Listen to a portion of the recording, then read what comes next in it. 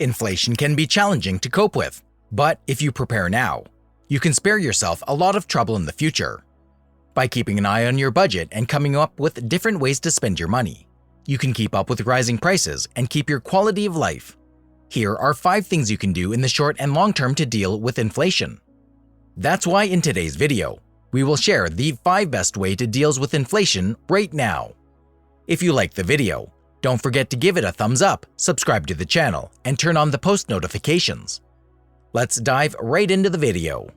Number 1. Keep a track of your spending habits. One of the easiest ways to control inflation is to keep track of how you spend your money. When you know what you're spending your money on, you can decide if you need it or not, and if you don't, you can stop spending money on the things you don't need. Keep a record of everything you buy and write it down. Once a week or so, take some time to look at where your money is going. Number 2. Avoid making rush purchases. Stick to your list when you go grocery shopping and don't buy things you don't need. Over this time, this will save you money. If you want something that isn't on your grocery list, add it so you can stick to your budget. So, you will only spend money on things you need to stay healthy. Try not to buy too much at once. For instance, if you buy a gallon of milk, don't buy another one until the first one is gone. If you buy more before the first one is gone, you might waste money on food before it goes bad. Number 3. Budget carefully.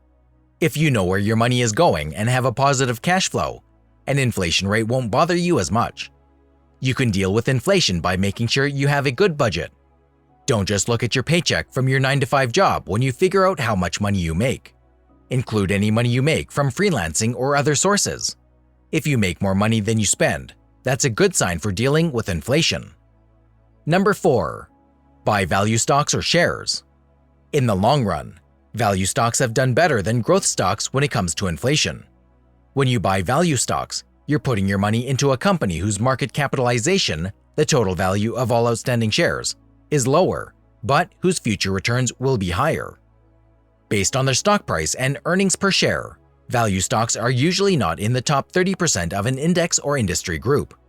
Although it may seem paradoxical to purchase an item whose price is falling, value stock buyers have historically been rewarded for their patience as these companies eventually catch up to and even outperform their more costly competitors.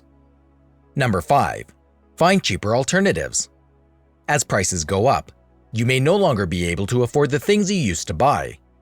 Think about how you can get these for less money by looking for different brands or shops or buying in bulk. Try foods, cleaning products, and hair products that are less expensive or that are made by the store. You might find that the quality or taste isn't that different. You could also save money by going to a store with lower prices. It's also a good idea to look into free and cheap things to do. Your friends might also be trying to save money, so you might decide to stay at home and watch a movie instead of going out. Instead of going out to eat, you can save money by having friends over for a dinner party or a game night. So, what do you think is the best way to fight inflation? Tell us in the comments. Also, don't forget to like and subscribe. See you soon with the next video. Thank you so much for watching.